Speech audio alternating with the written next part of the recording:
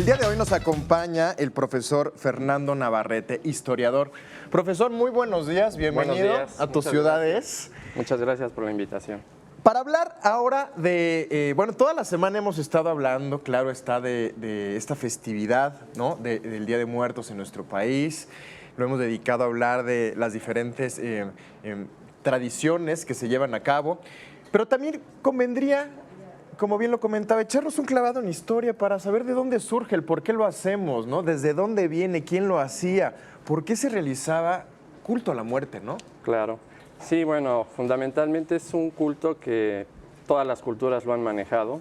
Todas las culturas siempre han tenido una preocupación por enterrar a sus muertos, una Sí. idea de que hay un mundo después de este. Sí. Y nuestras culturas prehispánicas no son la excepción. Ellos tenían 4 lugares específicamente a donde iban los muertos. Eran el Tlalocan, que es a donde iban quienes morían por causa relacionada con el agua. Ok. Ya fuera ahogados, una caída de rayo, etc. Ok. El Mictlán, que eran quienes iban en cualquier circunstancia de muerte, excepto guerra o por agua. Quienes morían en la guerra iban al Omeyocan. Ok. Eran los guerreros, sobre todo, o los cautivos de guerra, Sí. que después de morir iban al sol, ahí pasaban un tiempo y después regresaban como colibrís a esta tierra. Ok. Muy poético el pensamiento, Sí, ¿no? sí. Y el otro lugar era reservado a los pequeños que habían muerto muy pequeñitos y que llegaban a un paraíso donde existían árboles como nodrizas, donde manaba leche. De ahí se alimentaban ellos precisamente para renovarse y después regresar, tener un nuevo nacimiento, un renacimiento. O sea que a diferencia del el catolicismo, Sí.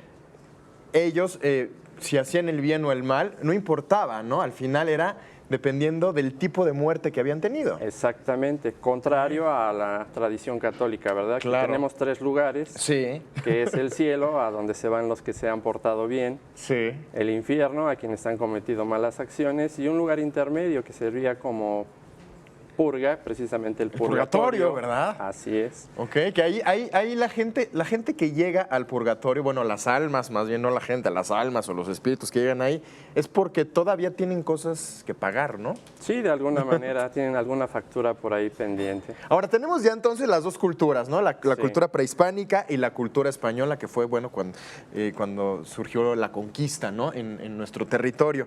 Pero, ¿qué pasó cuando se encontraron estas dos culturas? ¿Qué surge de ahí, no? Sí, es un encuentro muy fuerte, no solo la conquista militar, sino la conquista espiritual.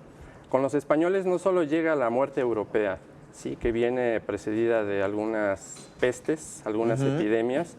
También tuvimos influencia de árabes, obviamente, porque los españoles estuvieron conquistados por ellos mucho tiempo, judíos, llegaron negros, llegaron asiáticos. Entonces, todo esto es una amalgama que nos enriquece mucho en cuanto al culto a la muerte, Sí. pero se va a transformar mucho el culto a la muerte, sobre todo porque los españoles pues tienen otra idea. Ellos ya empiezan a enterrar a sus muertos en los atrios de las iglesias, cosa contraria a los indígenas. ¿Qué hacían los indígenas? Los indígenas, los nobles, la gente de alta jerarquía, era enterrada en templos con grandes ofrendas. El vulgo, pues muchas veces en el patio de las casas, Ok. pero había una cercanía con el muerto. Y cuando llegan los españoles y con ellos este concepto de muerte, los entierran en los atrios de las iglesias, ¿sí?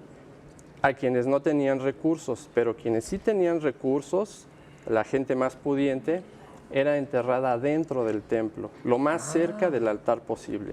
Ok. Esto significaba que estaban más cerca de Dios. Había una discriminación, por así decirlo, Por supuesto, ¿verdad? las dos eran sociedades Sí, claro. jerárquicas, Claro. pero Está- sí los españoles tenían este concepto de que mientras más cerca estabas tú del altar, más cerca era tu relación con el Dios, Creador. ¿no? Y Pero todo por tener dinero, ¿no? Sí, pero imagínate usted imagínate la cuestión sanitaria. Claro. Adentro de las iglesias, pues lleno de cadáveres. En el atrio también lleno de cadáveres. O sea, era un panteón. Era un eso. panteón, por eso se le llamaba Camposanto, efectivamente. Claro. ¿Y hasta qué parte, hablando de tiempos, dejan de hacer esto, dejan de enterrar a los muertos dentro de los templos? Bueno, esto se da en el siglo XVIII a raíz de las reformas borbónicas, Sí. que vienen a establecer una serie de cambios a todos los niveles y obviamente se busca también la cuestión de salud y se determina sacar los panteones de la ciudad. Se empiezan a ubicar en las afueras, en lugares altos, bien ventilados. Obviamente esto provocó un conflicto con la iglesia, porque la iglesia tenía el monopolio. Claro. Al estar la gente enterrada en su camposanto, Sí. pues ellos obviamente recibían. Tenían controlada a la gente, ¿no? Así es. Y es muy interesante cómo se llevaban a cabo estas ceremonias, porque incluso a los reyes, cuando morían, Sí. aquí se llevaba a cabo el ceremonial para honrar a los reyes. ¿Y cómo era ese?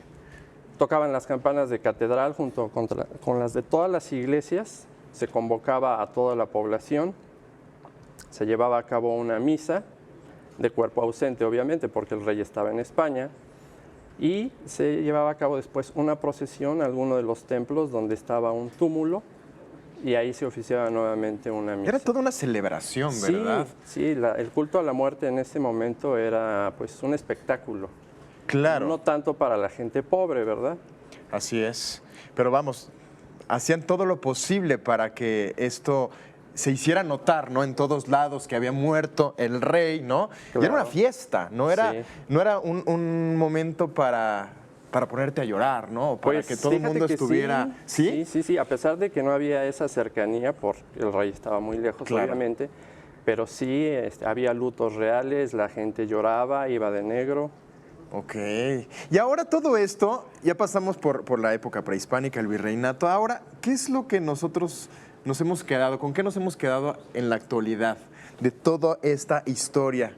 por la que hemos Afortunadamente somos una cultura que ha amalgamado este concepto, bueno, es un sincretismo, ¿no?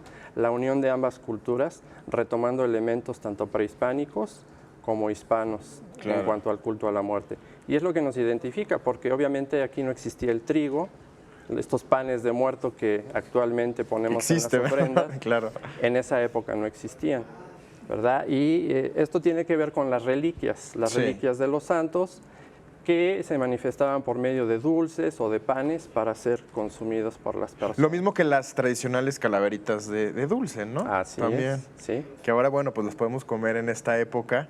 Y bueno, desde agosto creo que ya están en varias tiendas de Sí, pues de la es ciudad. muy importante ¿verdad? eso que mencionas, porque las culturas prehispánicas, su celebración de muertos era en la primera veintena de agosto. Desde ahí, entonces. Desde Cambia con la llegada de los españoles, Claro. se pasa al día 1 y al día 2 de noviembre. Claro. Profesor Fernando Navarrete, muchísimas gracias, de verdad. Al contrario, Por un venir. gusto haber estado y compartir pues No, hombre. lo poquito que se pudo ver. Y es muy rico de repente recordar, pues, de dónde venimos, ¿no? Claro. Y entender así mejor lo que pasa en la actualidad. Muchísimas gracias, te agradecemos muchísimo que hayas Al venido. contrario, a ustedes. Y también algo importante que debemos de conocer, pues, son las leyes, para que no se nos pase uno que otro muertito de vivo. ¿A poco no, Norberto?